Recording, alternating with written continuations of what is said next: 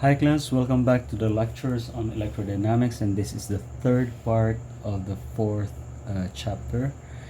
And again, our main reference is Introduction to Electrodynamics by David J. Griffiths, and this book is recommended for you. So we begin with what we've left the last time, and now let's go to example number 4. And if you recall, we've solved this kind of problem in methods of images in chapter 3. And so now example 4.8, suppose the entire region below the plane z equals 0 in figure 4.28 is filled with uniform linear dielectric material of susceptibility chi e. Calculate the force on a point charge q situated a distance d above the origin. So in this case, you have a point charge above a dielectric, and so this point charge will have to induce bound charges on the surface of the dielectric.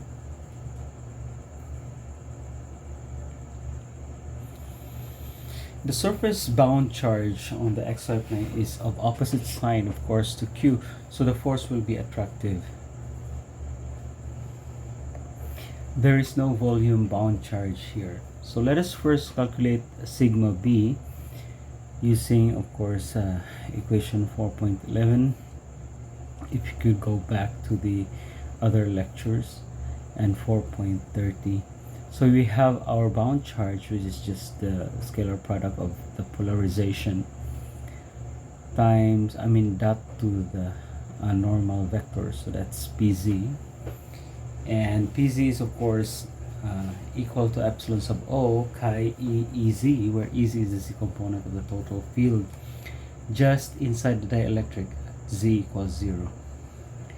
This field is due in part to q and in part of the bound charge itself. So from the Coulomb's law, the former contribution is this one.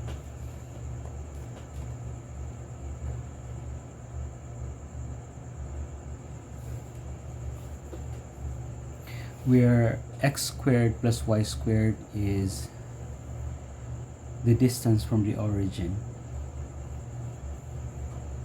the square of the distance from the origin. The other contribution is the z component of the field of the bound charge. By using Gauss' law, you can get this expression. Gauss's law was discussed in chapter 2. So now your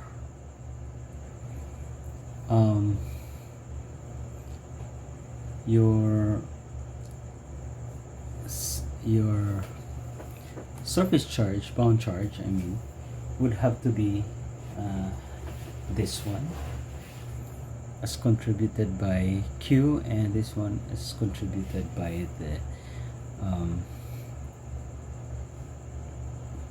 the field.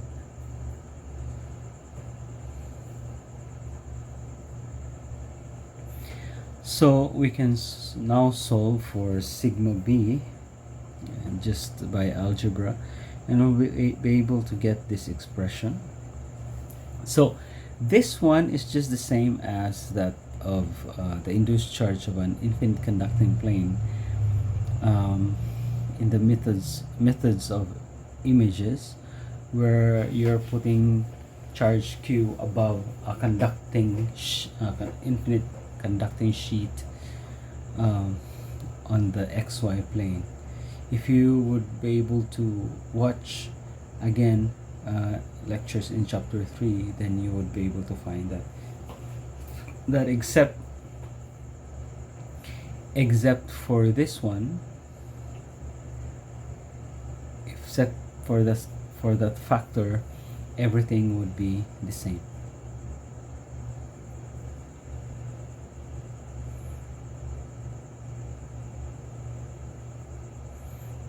So evidently the total bound charge is this one. and we'd be able to obtain the field of sigma b by direct integration here, but we can also calculate it by methods of images, as we have shown in chapter 3. By the way, if you haven't mastered methods of images yet, please watch chapter 3 lectures in that chapter, I mean. So if we indeed replace the dielectric by a single point charge QB at the same position 0, 0, negative D, then we would have this one as we would have gotten in chapter 3. So the charge Q plus QB therefore will have to yield this potential. So using that potential, we can get the electric field by doing this.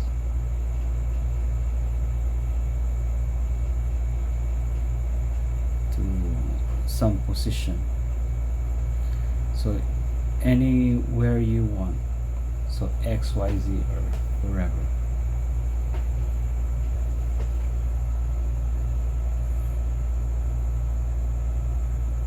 So in this example, where we are looking at the surface that is with area vector that is perpendicular to the z-axis, the surface xy plane is actually the one that's having the bound charge distribution, and then so your potential would have to be differentiated with respect to z. So now we can get the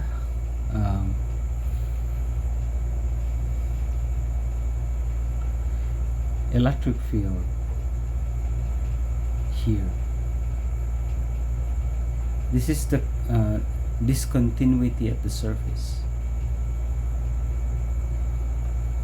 of the electric field.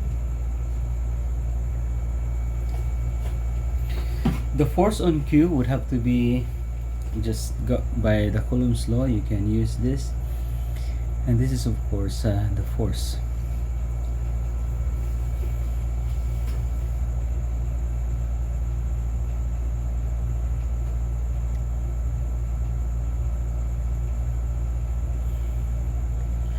By the way, there are at least two rules of the game. You must never put an image charge into the region where the potential is being computed.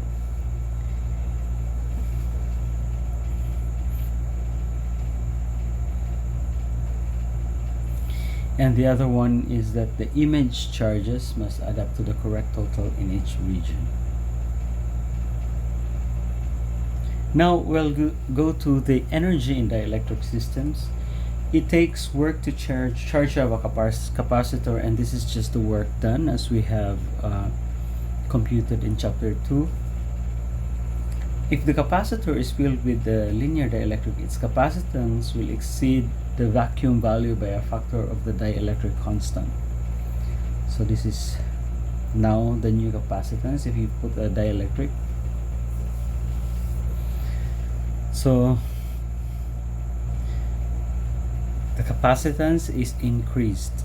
That's why when you have modern electronics now that has dielectric in it, so that the capacitor will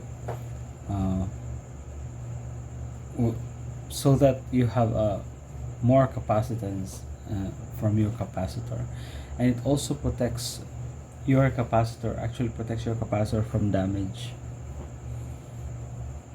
So why the increase in capacitance? Because you have to pump more free charge to achieve a given potential, because part of the field is cancelled off by the bound charges. So in chapter 2, going back, A general formula was derived for the energy stored in any electrostatic system. So you have this formula that's derived in chapter 2. But for this case, you have a dielectric field capacitor. So there's a dielectric between the two metal sheets or two metals forming the capacitor. And this should be changed to this one, where one of the electric field has to be multiplied by the factor of the dielectric ratio here, or dielectric constant, so that your work is actually this one, in particular this one, in the presence of linear dielectrics.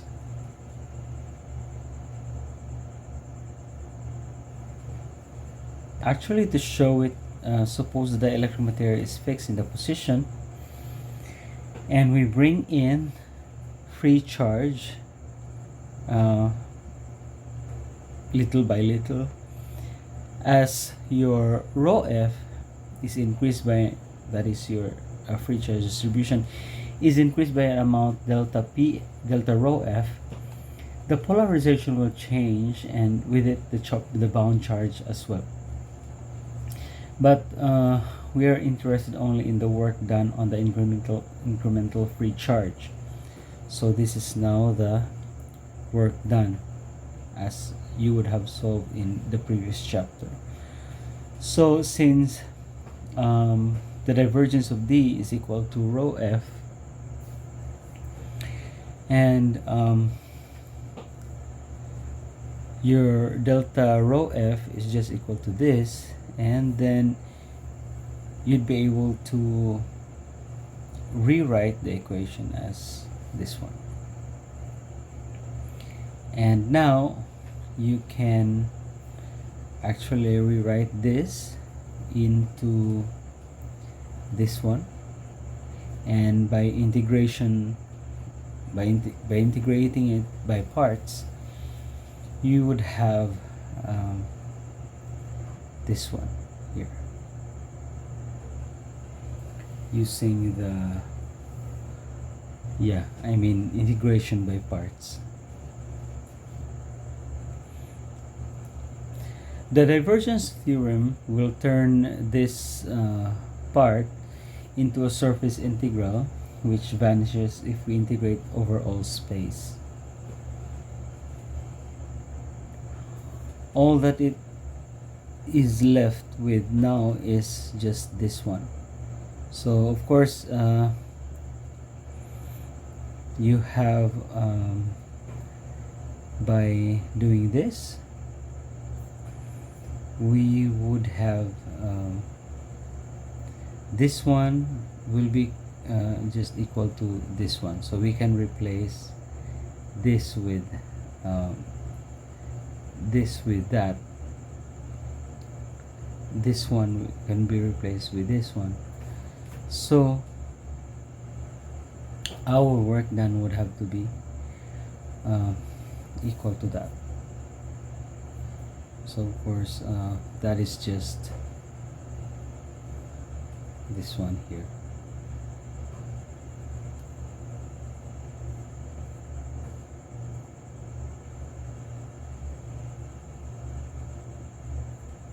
So now the total work done then is, as we build up the free charge from 0 to the final configuration, is this one, as we have seen earlier. The difference in work speak to different situation.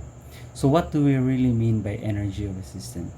Answer is that it is the work required to assemble the system.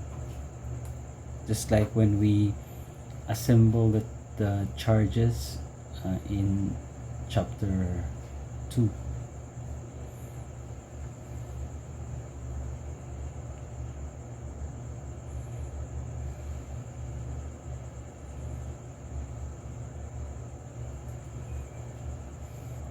So when dielectrics are involved, there are two quite different ways one might construe this process.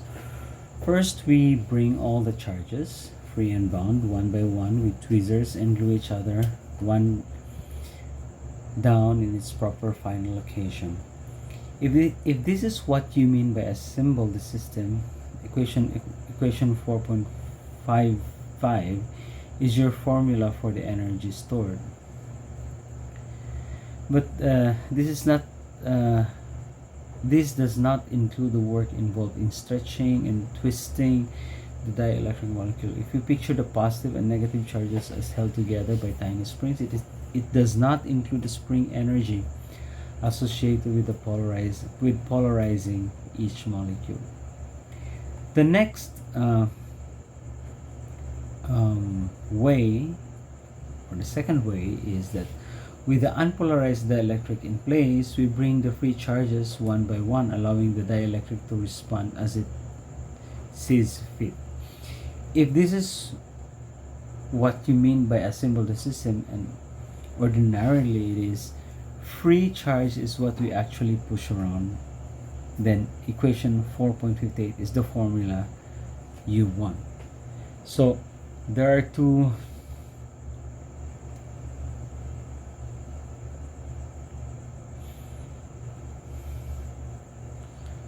so this is from chapter 2, and then with the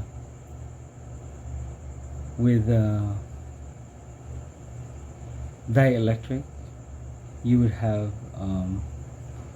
4.58, where you are now including the dielectric ratio or constant.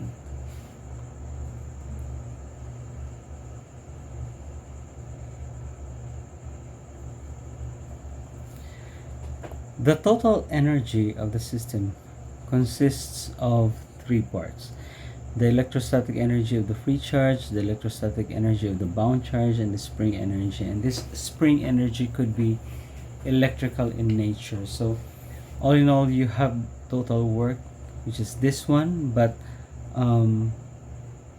it would be, everything would be included here in this formula. So this is the correct one for systems or capacitors with dielectrics.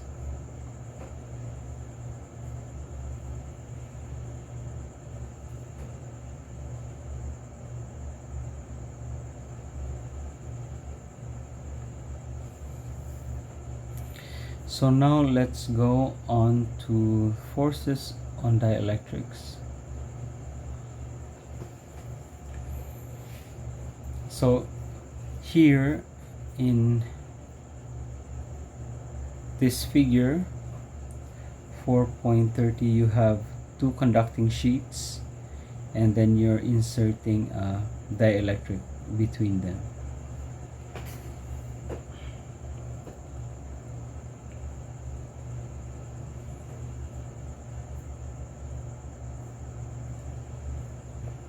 Consider, for example, the case of a slab here, as shown in the figure, of linear dielectric material partially inserted between the plates of a parallel plate capacitor.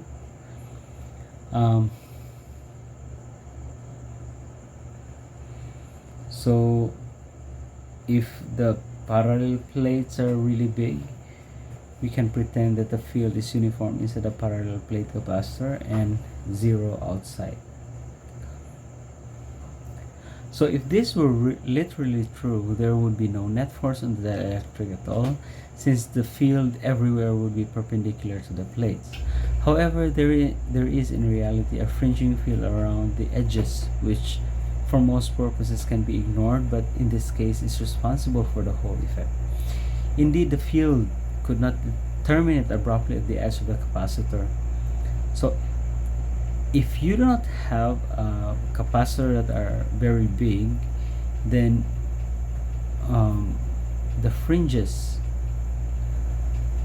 on the the boundary of the capacitor would have to be contribute contributing to the whole effect in in uh, in the capacitor. So this is the non-uniform fringing field that pulls the dielectric into the capacitor here.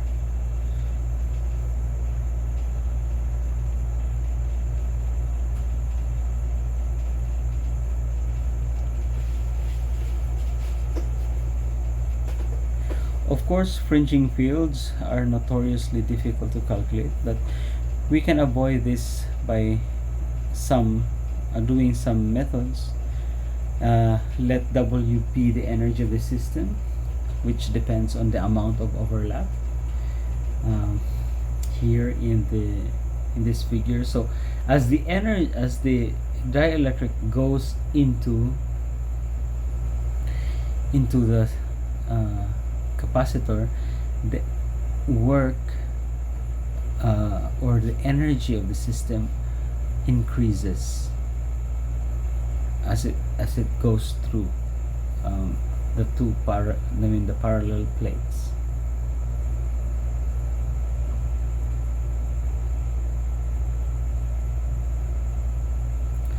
So if the dielectric is pulled out or pulled out an infinitesimal distance dx, the energy is changed by an amount equal to the work done, and this is just that. And of course our work is equal to this, so but the work then is also equal to this one. So the capacitance in this case is equal to this, where the L here is the length of the plates. And this would have to change as x here changes as it goes inside the parallel, as the dielectric goes inside the parallel plates.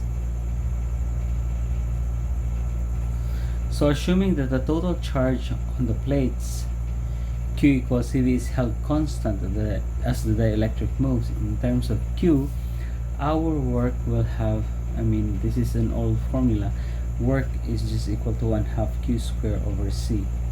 So now if you substitute that to the force, this is just equal to this one. But of course since this capacitance is dependent on the x, it changes with x as it goes inside the parallel plate.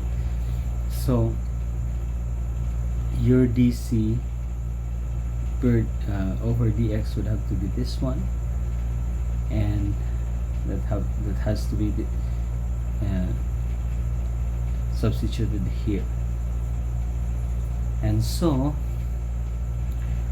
our force will have to be this one.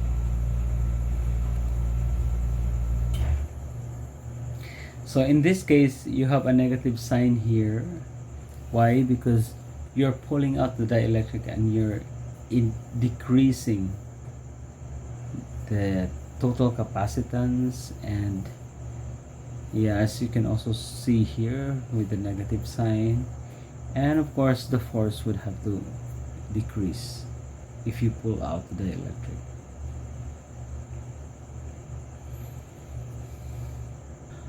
Sorry, I was telling about inserting the dielectric, but we are actually this calculation is actually when you pull out the dielectric from the parallel plate capacitor, not pushing it inside. Sorry for that. But it's just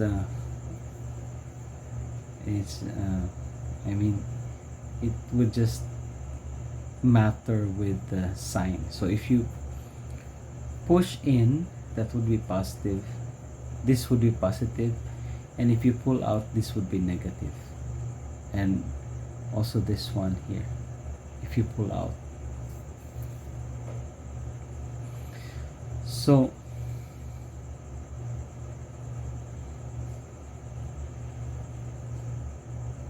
So we can maintain the capacitor at a fixed potential by connecting it to a battery, but in that case, the battery will also have to do work as the dielectric moves.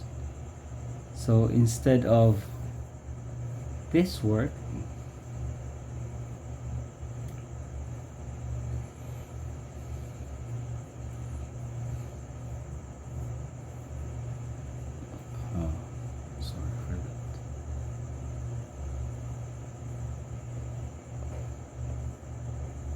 so instead of just this one, we have an additional work done by the battery, which is this one. So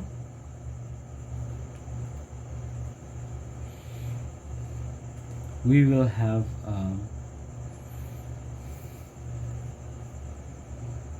the total force now would have to be, this one is negative, this one is positive, and everything will just be the same expression, except that this is positive.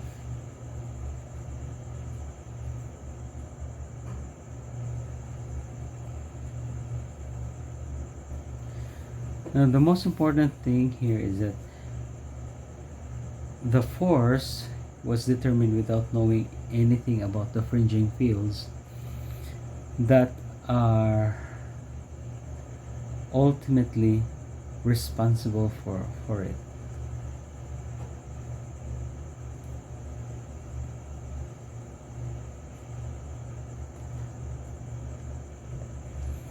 The energy stored in the fringing fields themselves, which was not accounted for in this derivation, stays constant as the slab moves.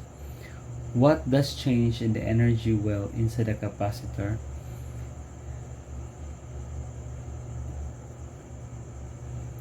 Because your well is actually changing. I mean, because you're moving in or out the slab. So, and it is, of course, since the field between the capacitor is uniform, and so with your motion or the moving of the slab would have to disturb this uniformity of the field, and the uniformity of the field, the disturbance actually would have to cause the change in the capacitance and in the it will also induce bound charges there in the electric field.